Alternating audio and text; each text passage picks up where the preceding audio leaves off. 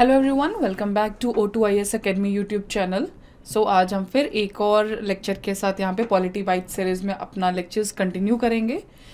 हम कर रहे हैं फंडामेंटल राइट्स और अब हम इसको कंक्लूड करने के लास्ट उसमें हैं। आज का जो टॉपिक होगा that is related to article 32।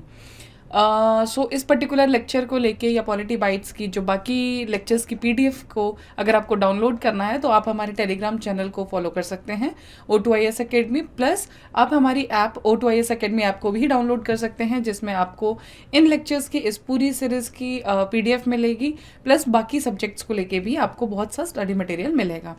Let's start with today's topic that is article number 32। और जो हम सबको पता है that is right to constitutional remedies.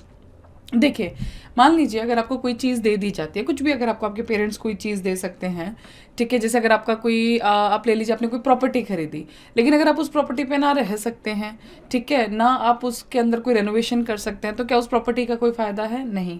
Same as हम कब से पढ़ रहे हैं कि हमारे पास ये फंडामेंटल राइट है, ये फंडामेंटल राइट है, लेकिन अगर उस पर्टिकुलर राइट को प्रोटेक्ट ही ना किया जाए, उसके लिए हमारे पास कोई रेमेडी ही ना हो जाए, तो उसका होना या ना होना बराबर ही है। दैट इज़ व्हाट आर्टिकल 32, जिसको हम बोलेंगे राइट टू कॉन्स्टिट्यूशनल रेमेडीज़। ठीक है, तो हमने क्या पढ़ा? आर्टिकल अभी तक जो हमने पढ़ा, आर्टिकल 12 से लेके आर्टिकल 35 हमारे पास क्या है? फंडामेंटल राइट्स हैं। ठीक है, इनको हमें हमारे पास कुछ होना चाहिए जिनसे इनको एनफोर्स किया जा सके। ठीक है, आर्टिकल 32 पहले हम नॉर्मल एक इसकी वर्डिंग पढ़ते हैं। इसमें बोलता है कि confers the right to remedies for the enforcement of the fundamental rights of an aggrieved citizen. मान लीजिए मैं हूँ, मेरा कोई फंडामेंटल राइट अगर चला जाता है, ठीक है, कोई वायलेट हो जाता है, तो मुझे क्या करना है? क्या वो भी एक अपने आप में फंडामेंटल राइट है? रीज़न बीइंग, हमारे देश में जो जुडिशरी को हम देखते हैं उसमें बहुत ज़्यादा डिलेइंग प्रोसेस है। ठीक है, बहुत ज़्यादा टाइम लग जाता है किसी भी चीज़ के केस की जजमेंट्स आने के लिए। तो अगर हम उसके भरोसे बैठे रहे और अगर हमें पहले डिस्ट्रिक्ट कोर्ट जाना पड़े, फिर हम हाई कोर्ट जाएंगे, तो उन सब चीज़ों में बहुत ज़्यादा टाइम जाएगा। और फंडामेंटल राइट्स जब हमने पहला लेक्चर लिया था उसमें हमने पढ़ा था कि ये एक डिग्निटी ऑफ लाइफ को डिफाइन करता है। अगर ये है तब आपकी एक लाइफ वेल डिग्निफाइड लाइफ है। ठीक है, ये इतना इंपॉर्टेंट है कि इसको B.R. अम्बेडकर जी ने heart and soul of the constitution भी बोला था। नाउ हम देखते हैं कि आर्टिकल 32 के अंडर क्या प्रोविजंस आते हैं। अभी तक तो हमें समझ में आ गया कि हम आर्टिकल 32 के अंडर क्या पढ़ने वाले हैं, कि अगर हमारा कोई पर्टिकुलर राइट वायलेट होता है तो हमको जाना कहाँ है? ये तो हमें पता है कि हमें कोर्ट में जाना है, लेकिन कौन से कोर्ट में जाने की हमारे पास क्या पावर है वो हमें डिफाइन करता है आर्टिकल नंबर 32। तो जो फर्स्ट प्रोविजन हमारे पास है वो है कि हम, अगर हमारा जो राइट है वो वायलेट हो जाए तो उसके लिए हम डायरेक्टली सुप्रीम कोर्ट के पास जा सकते हैं। हमें किसी भी कोर्ट के पास और कोई मीडियम, कोई लोअर कोर्ट्स के पास जाने की ज़रूरत नहीं है। ठीक है, ना कोई डिस्ट्रिक्ट कोर्ट, ना हाई कोर्ट। ठीक है, आप चाहें तो आप डायरेक्ट सुप्रीम कोर्ट जा सकते हैं। बस इसमें एक छोटी सी बात है कि अगर आप डायरेक्ट सुप्रीम कोर्ट अप्रोच करते हैं तो आपको उसमें बस ये जस्ट थोड़ा एक्सप्लेन करना पड़ेगा, बताना पड़ेगा कि आपने हाई कोर्ट को अप्रोच क्यों नहीं किया। ठीक है, तो आर्टिकल 32 जो है वो सुप्रीम कोर्ट को पावर देते हैं। देखिए, आर्टिकल 32 को हम दो पार्ट्स में पढ़ेंगे। When it comes to article, तो इसमें हम दो एस्पेक्ट्स पढ़ते हैं आर्टिकल 32 के अंदर। वन इज इंडिविजुअल पर्सपेक्टिव, कि मेरे लिए या किसी भी सिटीजन के लिए इसके लिए क्या राइट है, and one is that supreme court. तो ये इंडिविजुअल बेसिस पे ये हमें हक देता है, हमें सिटीजन्स को बोलता है कि आप डायरेक्टली कहाँ जा सकते हैं? सुप्रीम कोर्ट के पास। You have that power. ये आपका अपने आप में एक फंडामेंटल राइट है। और सुप्रीम कोर्ट को ये क्या पावर देता है कि जब आपके पास कोई केस है फंडामेंटल राइट्स का, ठीक है, उसमें आप रिट दे सकते हैं, रिट्स आप दे सकते हैं। तो अभी हम इसको आगे डिटेल में पढ़ेंगे, तो आप ध्यान रखिएगा आर्टिकल 32 में हम दो पर्सपेक्टिव्स पढ़ते हैं। एक है इंडिविजुअल पर्सपेक्टिव, जिसमें हम अपना, अगर हमारा कोई फंडामेंटल राइट वायलेट होता है तो उसके लिए हम सुप्रीम कोर्ट अप्रोच कर सकते हैं। और जो दूसरा है वो है सुप्रीम कोर्ट के लिए, कि वो जब कोई फंडामेंटल राइट का केस लेके आपके पास आएगा तो सुप्रीम कोर्ट उसमें रिट इशू कर सकता है। तो इनमें यही लिखा गया है कि सुप्रीम कोर्ट के पास पावर है एक रिट इशू करने के लिए। ठीक है, इसके लिए क्या बोला जाएगा? जब हमने देखा फंडामेंटल राइट्स जो है वो हमारी डिग्निफाइड लाइफ को बचाते हैं और उनको जो प्रोटेक्ट कर रहा है वो है हमारा कौन? Supreme Court. इसीलिए सुप्रीम कोर्ट को defender and guarantor of the fundamental rights बोला जाता है। Because see, Supreme Court is the supreme authority in our judiciary. इससे ऊपर कोई डिसीजन मेकिंग बॉडी नहीं है। ठीक है, तो इसलिए इसको defender and guarantor of the fundamental rights भी बोला गया है। प्लस इसको जो हमारा आर्टिकल 32 है, इसको basic feature of the constitution में भी डाला गया है। जब हमने प्रियम्बल किया था, हमने बाकी चीज़ें की थी, मैंने उसमें आपको बताया था कि जब कॉन्स्टिट्यूशन अमेंडमेंट की बात आती है, किसी भी चेंज की बात आती है, तो जो एक बार बेसिक फीचर ऑफ कॉन्स्टिट्यूशन में डाल दिया गया, आपको उसके साथ छेड़छाड़ नहीं करी जाएगी। ठीक है, ऐसा नहीं है कि आप जो पहले आप उसको बेसिक फीचर ऑफ कॉन्स्टिट्यूशन डाल दो, बाद की अगली जजमेंट में आप उसको कैंसिल आउट कर दें, नो। तो आर्टिकल 32 एक अपने आप में basic feature of the constitution है। ठीक है, बस एक बात ध्यान रखिए, जो फंडामेंटल राइट्स हैं उनको आप कब सस्पेंड कर सकते हैं, जब आपकी नेशनल इमरजेंसी लगती है, आर्टिकल 359। ठीक है, तो जब आपके पास इमरजेंसी लगेंगी तो उस टाइम पे प्रेसिडेंट कुछ हद तक उन पर्टिकुलर राइट्स को आपके कैंसिल आउट कर सकते हैं। नाउ अब मैंने आपको बोला था कि आर्टिकल 32 को पढ़ेंगे दो पर्सपेक्टिव्स में। तो एक हमने इंडिविजुअल तो पढ़ लिया कि अगर हमारा कोई राइट वायलेट होता है, हम डायरेक्टली सुप्रीम कोर्ट के पास जा सकते हैं अपने आपके जस्टिस के लिए। बट अब जो सेकंड हमारा एस्पेक्ट था, that is was related to the supreme Court, कि जो सुप्रीम कोर्ट है ये रिट दे सकता है। बट क्या सुप्रीम कोर्ट ही अकेला एक ऐसा कोर्ट है जो रिट दे सकता है? नो, हमारे पास दो पावर्स है। हाई कोर्ट भी रिट इशू कर सकता है। सुप्रीम कोर्ट जो रिट इशू करेगा that is under article 32, and same with high court का जो आर्टिकल है that is article number 226। Okay, ठीक है। तो जब भी अगर फंडामेंटल राइट आपका वायलेट होता है, तो जो एग्रीव्ड सिटीजन है वो डायरेक्टली सुप्रीम कोर्ट के पास जा सकता है, वो है आर्टिकल नंबर 32। ठीक है, और उसमें जो रिट इशू करी जाएगी वो भी है हमारा आर्टिकल नंबर 32। लेकिन इन दोनों में डिफरेंस क्या है, इनको क्या अलग करता है? जो हमारा आर्टिकल 32 है, जो रिप्रेजेंट करता है हमारे सुप्रीम कोर्ट को, ये सिर्फ और सिर्फ फंडामेंटल राइट्स के लिए ही रिट इशू कर सकता है। इसको आप ध्यान से रखिएगा, ठीक है, कि फंडामेंटल राइट के केस में ही सुप्रीम कोर्ट रिट इशू कर सकता है। लेकिन आर्टिकल 226 मतलब हाई कोर्ट जो है वो बाकी लीगल केसेस में या बाकी जगहों पर भी रिट इशू कर सकता है, यह ध्यान रखिएगा। प्लस सुप्रीम कोर्ट की जो टेरिटोरियल जुरिडिक्शन है ये वो है पूरा इंडिया, लेकिन हाई कोर्ट जो रिट इशू कर सकता है वो सिर्फ अपने जो उसके टेरिटोरियल जुरिडिक्शन होगा, जो डिफाइंड होती है, उसी में ही वो रिट इशू कर सकता है। सो दिस आर्टिकल 32 अपने आप में एक फंडामेंटल राइट है, इसमें यही लिखा गया है। सो आप जब भी आप इस PDF को पढ़ेंगे तो आप एक बार जब पूरी रीडिंग देंगे तो आपको ये सब चीज़ें समझ में आ जाएगी, ठीक है। बट हाँ, इसमें एक और चीज़ ध्यान रखिएगा कि जो सुप्रीम कोर्ट है वो रिट इशू करने के लिए फंडामेंटल राइट के केस में मना नहीं कर सकता है, बिकॉज वो अपने आप में एक फंडामेंटल राइट है। लेकिन जहाँ पे बात आई हाई कोर्ट की, तो उसका कोई फंडामेंटल राइट नहीं है, उसकी मर्जी है वो ये चीज़ करे या ना करे। तो high court can refuse to issue a writ jurisdiction for the fundamental right, लेकिन सुप्रीम कोर्ट के पास ये पावर नहीं है, ठीक है। बाकी इन सब के ऊपर जो डायरेक्शंस होंगे या ऑर्डर्स या जो भी पावर्स है, इसके लिए कौन लॉ बना सकता है? दैट इज पार्लियामेंट, ठीक है। ये हम थोड़ा सा आगे भी जब आर्टिकल पढ़ेंगे इसके लिए, तो हम देखेंगे कि पार्लियामेंट किस किस केस में कहाँ पे इसके लिए लॉज बना सकता है, ठीक है। सो नेक्स्ट, अब हमने बोला कि हम इशू कर सकते हैं रिट, कौन? सुप्रीम कोर्ट और हाई कोर्ट। तो कितने टाइप्स की हमारे पास जो है रिट्स हैं? सो हमारे पास है 5 टाइप की writs, that is habeas corpus, mandamus, prohibition, certiorari and quo warranto. तो अब इसको हम डिटेल में देखेंगे। See this is very important, आपको पर्टिकुलर रिट के ऊपर क्वेश्चंस देखने को मिल सकते हैं। आपको रिट के ऊपर या तो इसकी डेफिनेशन को लेके क्वेश्चन मिल सकते हैं, या आपको इनकी एप्लीकेशन को लेके क्वेश्चन मिल सकते हैं कि कौन सा किसके लिए अप्लाई है, कौन सा पब्लिक अथॉरिटीज़ के लिए है, कौन सा प्राइवेट इंडिविजुअल के ऊपर है। ये सब चीज़ें आपको उसमें आ सकती है। सो इसको तो आप थोड़ा ध्यान से देखिएगा। सो पहला जो हमारा है दैट इज हेबियस कॉर्पस। ये जितनी भी 5 हमारी रिट्स हैं they all are Latin words, ठीक है। ये सब एक लैटिन वर्ड्स है, तो इनका अपने आप में एक मतलब है। So when it comes to the habeas corpus, it is to have the body of, ठीक है। तो अगर हम इसको एग्जांपल से समझे, मान लीजिए एक इंसान को हमने जेल में डाल दिया है, उसको अरेस्ट किया गया है, लेकिन अरेस्ट के उसके जब हमने आर्टिकल पढ़ा था उसमें क्या है, आर्टिकल 22 के अंदर था कि विद इन 24 आवर्स के अंदर आपको डिस्ट्रिक्ट मजिस्ट्रेट के सामने उसको प्रेजेंट करना पड़ेगा। ये उसका फंडामेंटल राइट है, ठीक है। इन केस अगर आप कहीं पे भी इस पर्टिकुलर चीज़ को आप नहीं डाल सकते हैं, तो इसके लिए हेबियस कॉर्पस इशू की जा सकती है कि नहीं, आप जल्दी से जल्दी इस पर्टिकुलर पर्सन को हमारे सामने लाइए, बिकॉज उस पर्सन, तो ये जो इशू होती है ये होती है एक पर्टिकुलर पर्सन को जिसको आपने अरेस्ट भी कर लिया है उसकी लिबर्टी के लिए, ठीक है। अगर आपने इलीगली उसको पकड़ लिया, चाहे वो लीगली भी डिटेन्ड है, लेकिन वो तब तक हम नहीं डिसाइड कर सकते ना जब तक वो प्रूव ना हो जाए, ठीक है। सो इसलिए 24 आवर्स का जो ये है, इसको आप एग्जाम्पल से याद रखें। सो इसकी जो हम थोड़ा टेक्स्ट देखते हैं वो है, it is an order issued by the court to a person who has detained another person to produce the body of the latter before it. Police ने एक को पकड़ा तो पुलिस को बोला जाएगा हेबियस कॉर्पस में कि इस पर्टिकुलर इंडिविजुअल को आप हमारे सामने लेके आइए। तो ये क्या करता है, ये लीगैलिटी ऑफ द डिटेंशन देखता है कि जो उसको पकड़ा गया वो लीगल है भी कि नहीं है। ठीक है, हाँ। नाउ तो मैं जो आपको बोला कि आपको हर एक उसमें ध्यान रखना, दैट इज कि वो पब्लिक अथॉरिटीज और प्राइवेट इंडिविजुअल्स दोनों के लिए इशू की जा सकती है। किसी प्राइवेट इंडिविजुअल ने अगर किसी को किडनैप किया है तो उसके लिए भी ये चीज़ इशू की जा सकती है। So habeas corpus is issued for public authorities and private individuals. देखिए, जब भी आप कोई रिट पढ़ेंगे उसमें दो ही चीज़ें इंपॉर्टेंट है, एक तो ये पॉइंट, एक ये पॉइंट। ठीक है, कि किस चीज़ के लिए यूज़ की जाती है। नाउ अब हमने पढ़ा कि कहाँ पे यूज़ करें, लेकिन 4 ग्राउंड्स ऐसे हैं जहाँ पे रिट इशू नहीं की जाएगी। जो पहला ग्राउंड है कि अगर डिटेंशन लॉफुल है, ठीक है, और कंटेम्प्ट ऑफ लेजिस्लेचर और कोर्ट का कंटेम्प्ट है, तो उसका पर्टिकुलर केस में भी रिट इशू नहीं की जाएगी। ठीक है, detention is by competent court, detention is outside the jurisdiction of the court. मान लीजिए अगर वही बात जो हमने जुरिस्डिक्शन की बात अभी की कि हर एक कोर्ट अपनी जुरिस्डिक्शन में फंक्शन कर सकता है, उसके बाहर वो नहीं जा सकता।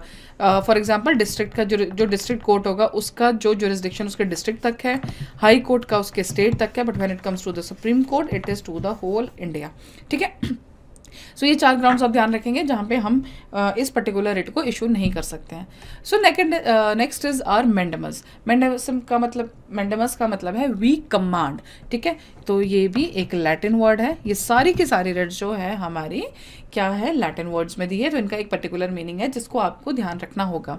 ठीक है, तो ये किसको दी जाएगी, पब्लिक ऑफिशियल को, जब वो अपनी एक ड्यूटी परफॉर्म नहीं करता है। जैसे कि मान लीजिए मुझे मेरा फंडामेंटल राइट है कि मैं कोई भी ट्रेड, कोई भी प्रोफेशन स्टार्ट कर सकती हूँ, लेकिन हो सकता है पर्टिकुलर किसी ट्रेड के लिए मुझे लाइसेंस चाहिए हो और मेरे पास सारे डॉक्यूमेंट्स तैयार हैं, सब कुछ तैयार है, लेकिन जो लाइसेंसिंग अथॉरिटी है वो मुझे लाइसेंस नहीं दे रहे। वो कभी मुझे वो होता है ना चक्कर कटवाना, ठीक है, सरकारी दफ्तर के चक्कर कटवाना, वो सब चीज़ें कर रहे हैं। उसमें मेरी चीज़, हालांकि मेरे उसमें डॉक्यूमेंट्स में अगर कोई भी कमी पेशी नहीं है, कोई वैलिड रीज़न नहीं है, वो सिर्फ अपनी ड्यूटी परफॉर्म नहीं करे, तो उसके लिए मैंडेमस को इशू कराया जा सकता है। ठीक है, so it is against any public body, corporation, inferior court, tribunal और government for the same purpose. ये आप ध्यान रखिए कौन सी रिट किसके लिए इशू होती है, ये बहुत बहुत बहुत ज़्यादा इंपॉर्टेंट है। ठीक है, सो अभी हमने पीछे वाला जब हेबियस कॉर्पस पढ़ा था उसमें हमने पढ़ा कि it is for public authority and the private individual. इसमें हम पढ़ रहे हैं पब्लिक बॉडी, क्योंकि ड्यूटी होनी चाहिए, तो this corporation, inferior court, tribunal और government of the same purpose. ऐसा नहीं है कि आपने अपने घर में रुको, इसमें हम ध्यान से देख ही लेते हैं। The writ of mandamus can not be issued against a private individual. मान लीजिए आपने घर में अपने पेंटर बुलाया, पेंटर ने कहा जी नहीं मैं पेंट नहीं करूँगा, तो आप उसके लिए ऐसा नहीं बोल सकते हैं कि नहीं आपको करना ही पड़ेगा बिकॉज आपके पास मेरे पास मेरा फंडामेंटल राइट है। No, it can not be issued against a private individual. Next है डिपार्टमेंटल इंस्ट्रक्शन के लिए भी इस पर्टिकुलर को नहीं इशू किया जा सकता। किसी की ड्यूटी अगर डिस्क्रिशनरी है, मैंडेटरी नहीं है, उसकी मर्जी है, उसको पावर दी गई है कि उसको वो ड्यूटी करनी है नहीं करनी, that is according to his और हर विल, तो उसमें आप मैंडेमस नहीं इशू करा सकते हैं। ठीक है, to enforce the contractual obligation against the president of India और द स्टेट गवर्नर्स और प्रेसिडेंट के ऊपर भी आप इस चीज़ को नहीं बोल सकते हैं। चीफ जस्टिस और हाई कोर्ट के अंदर जुडिशियल कैपेसिटी के अंदर कि आपने ये चीज़ नहीं करी, वो चीज़ नहीं करी, आप इसमें मैंडेमस नहीं इशू करा सकते। So these are the grounds जहाँ पे मैंडेमस जो रिट है उसको आप इशू नहीं करा सकते हैं। इन पर्टिकुलर चीज़ों को आप ध्यान रखिएगा, इसको आप 1-2 बार रिवाइज करेंगे आपको वैसे भी क्लियर हो जाएगा। So the third writ is prohibition. Prohibition का मतलब क्या है, टू फॉरबिड। ये पर्टिकुलरली दी जाती है किसी कोर्ट को या ट्रिब्यूनल को किसी चीज़ को करने से रोकने के लिए। ठीक है, हाई कोर्ट लोअर कोर्ट को बोलेगा कि आप अपने जुरिस्डिक्शन से आगे काम कर रहे हैं, ज़्यादा काम कर रहे हैं, तो उस चीज़ के लिए प्रोहिबिट किया जाता है, मतलब रोक दिया जाता है। ठीक है, so writ of prohibition is issued to the court और any tribunal to bar them from doing something what they are about to do. It is issued by a higher court to a lower court और tribunal to prevent the latter from exceeding its jurisdiction और exerting the jurisdiction that it does not possess। Okay, अब ये किसके लिए issue कर दी जाती है, ये है जुडिशियल और क्वाजी जुडिशियल के लिए। ठीक है, लेकिन किसके लिए नहीं है, एडमिनिस्ट्रेटिव अथॉरिटीज़ के लिए, legislative bodies, private individual body, इन सब में से किसी के लिए भी आप प्रोहिबिशन इशू नहीं कर सकते हैं। It is only and only issue to judicial and quasi judicial. कब, जब वो अपनी जुरिस्डिक्शन से ज़्यादा काम कर रहे हों। Now next is certiorari. Certiorari है to be certified. It is issued by the higher court to a lower court tribunal. अब जैसे मान लीजिए जो हमने प्रोहिबिशन पढ़ा, ठीक है, इससे पहले ना हम एक डिफरेंस देखते हैं। प्रोहिबिशन का मतलब क्या है कि जब प्रोसीडिंग्स चल रही, मान लीजिए एक केस चल रहा है, एक केस चल रहा है किसी भी डिस्ट्रिक्ट कोर्ट में, लेकिन जो भी हो, कोई भी इंसान हो सकता है जिसके ऊपर केस चल रहा है या जिसने केस फाइल किया है, उसको ये लगता है कि यहाँ पे शायद जस्टिस ढंग से नहीं होगी, कुछ भी एनीथिंग कि जो नॉर्मल मान लीजिए कोई जज उनको लगे कि नहीं वो फेवर करेगा, कुछ भी हो सकता है, ठीक है, if any reason can be. उस पर्टिकुलर केस में जब वो प्रोसीडिंग्स चल रही हैं, अगर उस पर्टिकुलर टाइम पे वो इस सर्शरारी को प्रोहिबिशन रिट को फाइल कराना चाहता है हायर कोर्ट से, तो वो करवा सकता है while proceedings are going on, ठीक है, कि ताकि इस पर्टिकुलर केस को आप यहाँ से हटा के आप अपने पास ले लीजिए। ये हो सकता है कि मान लीजिए किसी ट्रिब्यूनल में चल रहा है या किसी भी कोर्ट में चल रहा है, तो वो बोलते हैं डिस्ट्रिक्ट कोर्ट से आप डायरेक्टली हाई कोर्ट को ले लो, बिकॉज यहाँ पे मुझे लगता है कि मुझे जस्टिस बराबर नहीं मिलेगी।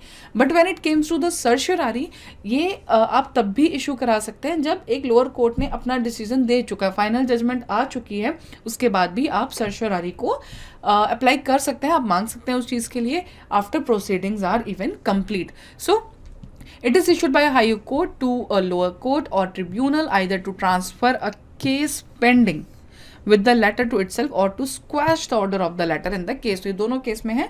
सो बेसिकली सर्शरारी जो है वो क्यूरेटिव भी है और प्रिवेंटिव भी है, ठीक है, मतलब अगर आप ट्रांसफ़र भी करा सकते हो, और ट्रांसफ़र इन द सेंस कैसे, प्रिवेंटिव में प्रोहिबिशन जो है दैट इज़ आर प्रिवेंटिव, मतलब आप इसको रोक देंगे कि नहीं ये चीज़ गलत हो सकती है, लेकिन क्यूरेटिव क्या है कि मान लो कोई चीज़ गलत हो भी गई है, उसके बाद भी आप इसको ठीक कर सकते हैं। तो सर्शरारी जो है वो आपके पर्टिकुलर डिसीजन के बाद भी आप उसको अप्लाई करा सकते हैं, ठीक है। So that is about certiorari and prohibition. Now in case of certiorari the agreed हमने डिफरेंस पढ़ लिया। सो सर्शरारी किसको दी जा सकती है, जुडिशियल बॉडीज को, क्वाजी जुडिशियल को, लेकिन प्रोहिबिशन सिर्फ इन दोनों में थी। But certiorari can also be given to administrative authorities, लेकिन प्रोहिबिशन जैसे लेजिस्लेटिव बॉडीज को नहीं था, प्राइवेट इंडिविजुअल्स को नहीं था, सेम केस सर्शरारी के साथ भी है, वो भी लेजिस्लेटिव बॉडीज या प्राइवेट इंडिविजुअल्स को इशू नहीं किया जा सकता है। सो इस चीज़ को आप ध्यान रखिए, बिकॉज आप कंफ्यूज होंगे सर्शरारी और प्रोहिबिशन में। तो इसको हम डायरेक्टली एक बार दोबारा पढ़ लेते हैं। When it comes to the prohibition, मतलब कोई केस ऑलरेडी अभी चल ही रहा है, ठीक है, तो उसमें लेकिन आपको लगता है कि नहीं यहाँ पे कुछ ठीक नहीं है, कोई भी जस्टिस के लिए आपको लगता है कि सब फेयर नहीं है, लेकिन यूजुअल यहाँ पे फेयर नहीं है, तो आप उसमें प्रोहिबिशन इशू करा सकते हैं। But when it comes to this can be termed as a preventive. But when it comes to the certiorari, तो सर्शरारी में क्या है, मान लीजिए एक केस जब चल रहा है तब तो आप अप्लाई करा ही सकते हैं, प्लस जब वो कंप्लीट हो चुका है, एक ऑर्डर आ चुका है, उसके बाद भी आपको लगता है तो आप इस पर्टिकुलर रिट को इशू करा सकते हैं। इसलिए जो सर्शरारी है that is our preventive plus curative, ठीक है, कि चोट लगने के बाद भी, गलत होने के बाद भी आप उसको सही करा सकते हैं। And next is our quo warranto by what authority, ठीक है, इसका मतलब क्या है कि मान लीजिए सिंपल से हम एक एग्जांपल लेते हैं कि एक नोटिफिकेशन आना चाहिए था किसी पब्लिक अथॉरिटी के लिए, जैसे यूपीएससी का नोटिफिकेशन हो गया, जो गवर्नमेंट एग्जाम्स का नोटिफिकेशन हो गया, कोई नोटिफिकेशन आना चाहिए था, बिकॉज ये हमारा अधिकार है। आर्टिकल 16 हमको क्या देता है कि हम पब्लिक एम्प्लॉयमेंट को अपने अंडर ले सकते हैं, ठीक है, हम उसमें सबके विदाउट एनी रेस कास्ट हम उसमें पार्टिसिपेट कर सकते हैं। लेकिन मान लीजिए एक नोटिफिकेशन, एक कोई जॉब होनी थी जिसका नोटिफिकेशन आना चाहिए था, लेकिन वो नहीं आया, लेकिन उसके आने से पहले ही किसी को वहाँ पे प्लेस कर दिया गया, ठीक है, तो इसका मतलब क्या हुआ कि दैट वाज प्री प्लान, ठीक है, तो उसमें आप क्वेश्चन कर सकते हैं कि बाय व्हाट अथॉरिटी। तो quo warranto is issue to inquire into the legality of a claim of a person to the public office, but it can only be done to the public office, ठीक है, कि उस particular seat के लिए क्या आप qualified हैं, ठीक है, क्या आपकी यूपीएससी की जो कट ऑफ है वो क्लियर है, अगर आप वो पर्टिकुलर सीट पे अगर आप बैठे हैं। So the quo warranto is related to the public office की लीगैलिटी, क्या आप उसके लिए सक्षम हैं उस सीट पे बैठने के लिए, सो उसके लिए कोवरेंटो इशू की जाती है ना।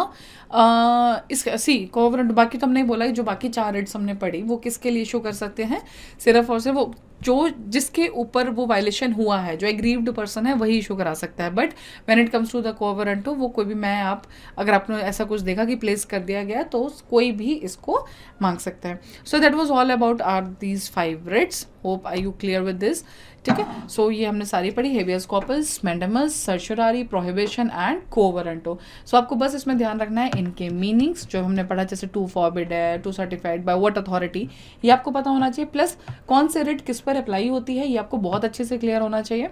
दो चीज़ें। तीसरा, उसका मतलब क्या है। एंड ये मैंने आपको क्लियर कर दिया है कि जो रिट इशू होती है सुप्रीम कोर्ट करता है आर्टिकल 32 के अंडर, हाई कोर्ट करता है आर्टिकल 226 के अंडर। वो जो 32 है ये सिर्फ फंडामेंटल राइट्स के लिए इशू कर सकता है supreme court, but when comes to article 226 ये fundamental right, high court fundamental right नहीं है, ये फंडामेंटल राइट के लिए इशू तो कर सकता है, प्लस ये इशू कर सकता है बाकी केसेस के लिए भी। So that's all for these writs. Thank you so much. Hope you just like this lecture.